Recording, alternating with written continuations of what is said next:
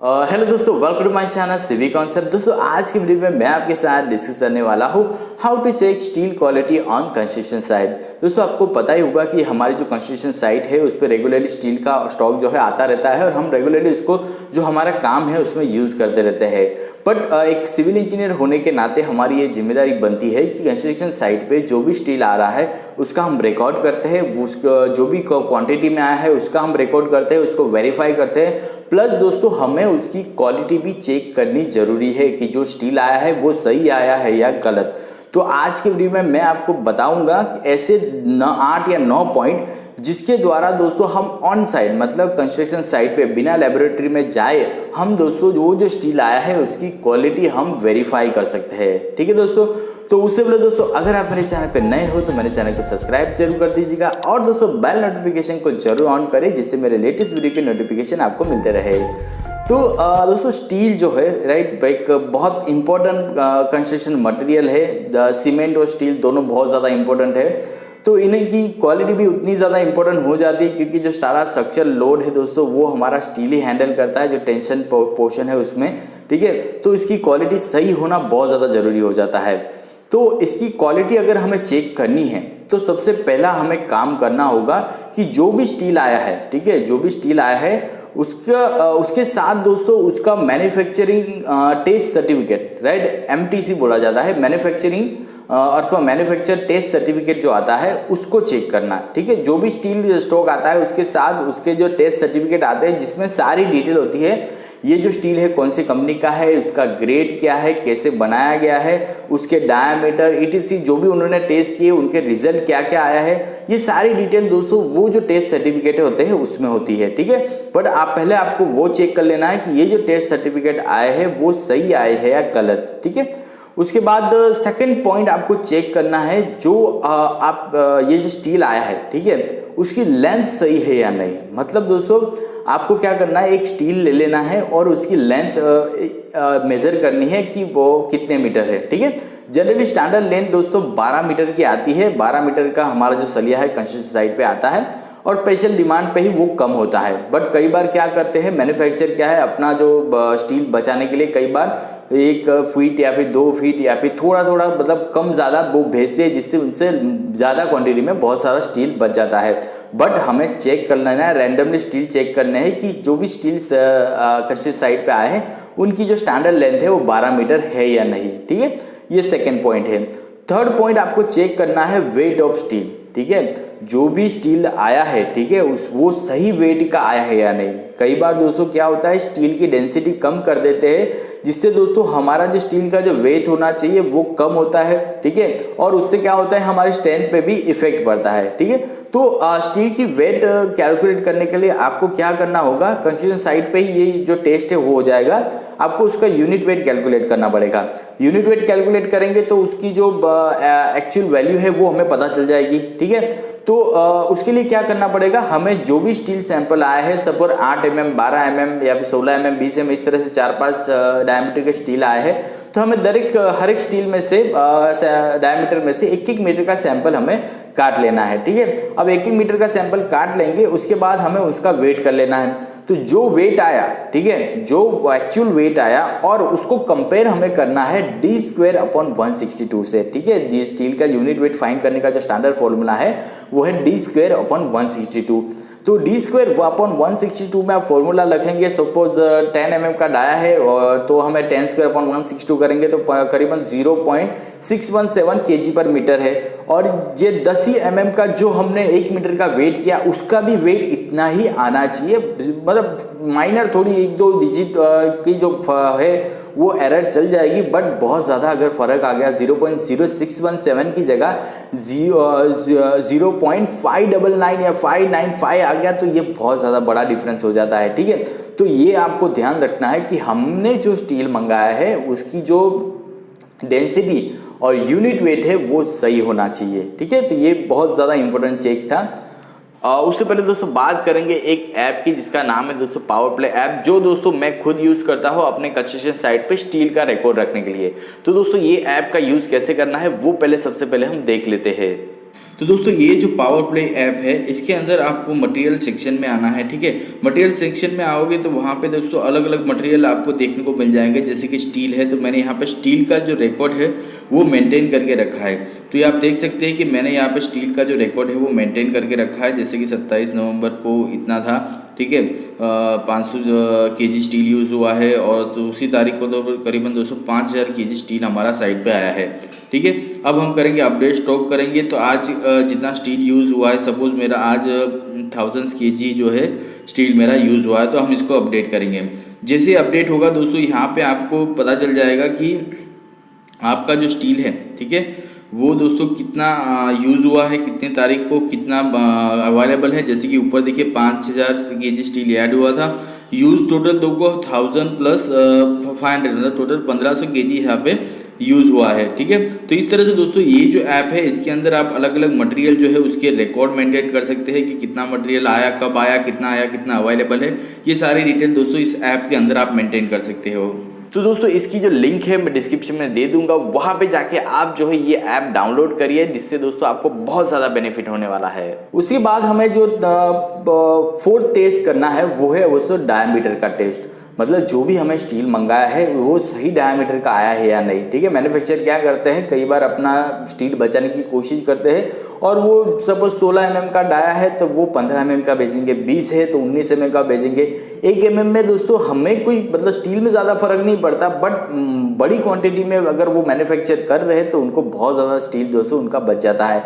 But हमें तो दोस्तों हमें स्टैंडर्ड डायमीटर का स्टील ही चाहिए। 16 का है तो 16 का होना चाहिए, 20 का है तो 20 का होना चाहिए। तो ये चेक करने के लिए हम क्या करेंगे, वर्नियर कैलिपर होता है दोस्तों कंस्ट्रक्शन साइट पे, जिससे दोस्तों हम वो डायमीटर चेक कर सकते हैं, या फिर दोस्तों टेप से भी आप क्रॉस सेक्शन पकड़ के उसको चेक कर सकते हैं। अगर जैसे स्टील है तो इसको आप टेप ऐसे पकड़िए तो यहाँ से आप चेक कर पाओगे उसका जो डायमीटर है स्टील का वो सही है या गलत, ठीक है। तो इस तरह से हम वो डायमीटर ऑफ स्टील भी हमें चेक करना है कि वो जो स्टील आया है वो सही से आया है नहीं। और ये जो चेक है वो रैंडम स्टील पे करना है, मतलब ऐसा नहीं कि एक लाइन पकड़े ऊपर के जो स्टील है उसी पे करना है, नीचे जो दबे हैं उन पे भी हमें ये टेस्ट करना है, जिससे दोस्तों एक रैंडम चेकिंग भी हमारा हो जाए, ठीक है। ऐसा नहीं है कि ऊपर वाले जो स्टील थे वो सही डायमीटर के थे और नीचे वाले स्टील जो है उनके डायमीटर में कुछ गड़बड़ी निकल जाए, ठीक है। मतलब रैंडम चेकिंग हमें करनी है। उसके बाद नेक्स्ट टेस्ट जो आपको करना है वो टैग टेस्ट है। मतलब टैग जो भी स्टील पे दिए गए हैं वो आपको ध्यान में रखने हैं। जो स्टील होता है, ठीक है, उस पर बहुत सारे टैग का मार्किंग होता है। तो पहला जो टैग जो है स्टील पे होना चाहिए वो ISI मार्क होना चाहिए, राइट। जो भी स्टील में अभी तो कंपलसरी है, जो भी स्टील मैन्युफैक्चर करता है उनको ISI मार्क सर्टिफिकेट लेना जरूरी है। तो जो भी स्टील साइट पे आएगा उस पर ISI का मार्क जरूर होना चाहिए। तो ये चीज़ आपको पहले चेक कर लेनी है कि जो स्टील आया है उस पर ISI मार्क होना चाहिए। उसके बाद ग्रेड ऑफ स्टील, ठीक है, जो स्टील आया है, ठीक है, अभी उस पर लिखना भी जरूरी है कि जो भी स्टील का आया है उस पर ग्रेड लिखना जरूरी है। तो ग्रेड ऑफ स्टील मतलब जैसे Fe 500 हो गया, Fe 500D हो गया, Fe 415 हो गया, ठीक है। तो इस तरह से जो स्टील के जो ग्रेड आते हैं वो स्टील पे ही लिखे होते हैं। जैसे आप ये फिगर में देख सकते हो कि स्टील पे ही वो ग्रेड लिखे होते हैं, और Fe तो शायद नहीं लिखा होता, पर 500D या 600D ऐसा कुछ जरूर उस पर लिखा होना चाहिए। तो ये टेस्ट आप चेक कर लीजिए। उसके बाद और कंपनी लोगो, मतलब दोस्तों जो भी आप स्टील मंगा रहे हैं जो भी कंपनी से, उसका लोगो उसके ऊपर होना चाहिए। जैसे कि टाटा का स्टील मंगाएंगे तो टाटा का लोगो टाटा लिखा होगा कैपिटल में, सेल का मंगाएंगे तो सेल का जो सेल की जो स्पेलिंग है कैपिटल में वो लिखी होगी, ठीक है। तो इस तरह से कंपनी का लोगो भी हमारी जो स्टील है उस पर होना चाहिए, तभी दोस्तों इसकी क्वालिटी हम एश्योर कर पाएंगे। अगर वो कोई ब्रांड का नेम उस पर नहीं लिखा है तो आप ये डाउटफुल हो सकता है, तो आप रीचेक करने के लिए उसे भेज सकते हैं। बट ये सारे जो टैग है वो एक स्टील पे जरूर होने चाहिए एज पर गवर्नमेंट गाइडलाइंस, ठीक है दोस्तों, तभी उसकी क्वालिटी एश्योर हम कर पाएंगे।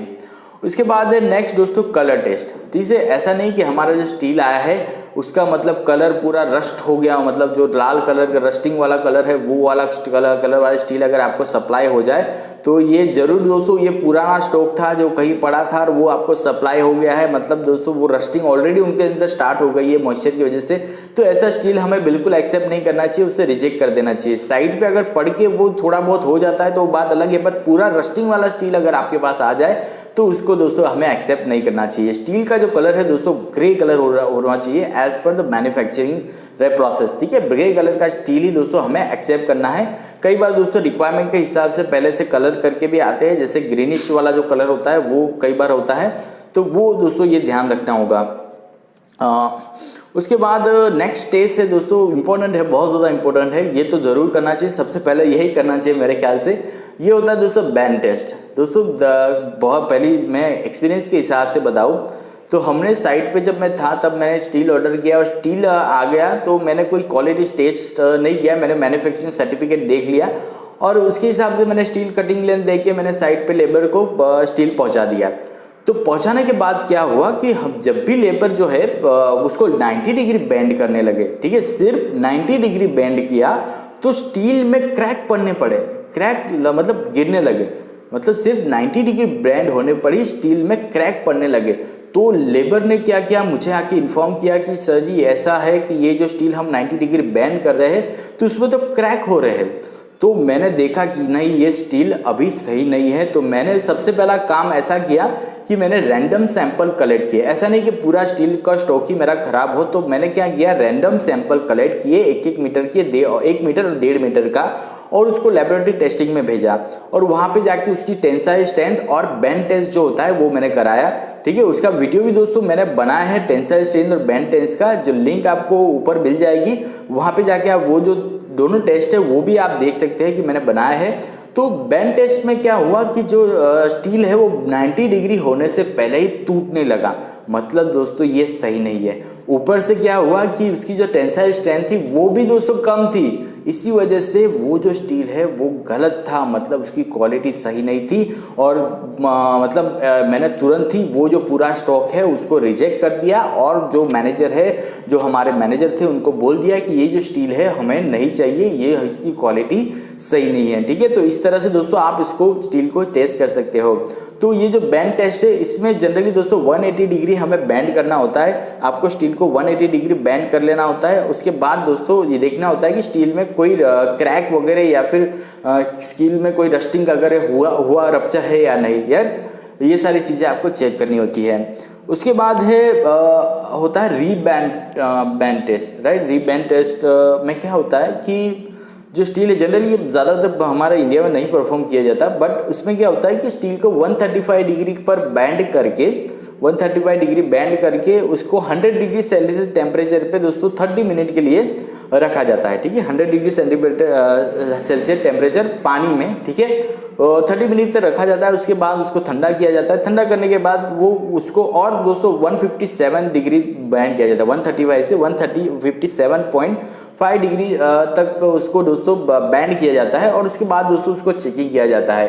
तो ये भी टेस्ट जरूरी है, अगर उसके में कोई क्रैक वगैरह दिखते हैं तो ये भी दोस्तों इसकी क्वालिटी नहीं सही हो सकती, ठीक है।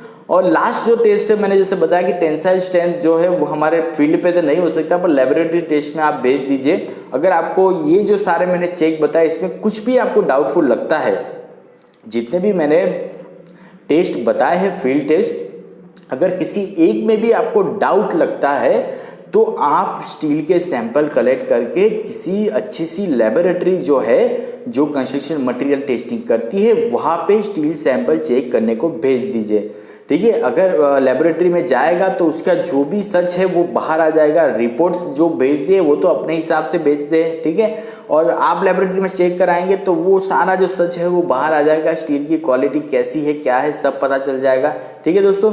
तो ये ध्यान रखना है दोस्तों कि खुद एश्योर हो जाना है, उसके बाद ही स्टील कंस्ट्रक्शन साइट पे यूज़ करना है, ठीक है दोस्तों। इसके रिलेटेड आपको कोई भी डाउट हो, क्वेश्चन हो तो मुझे ज़रूर मैसेज कीजिए, कमेंट कीजिए, मैं उसका आंसर ज़रूर दूंगा।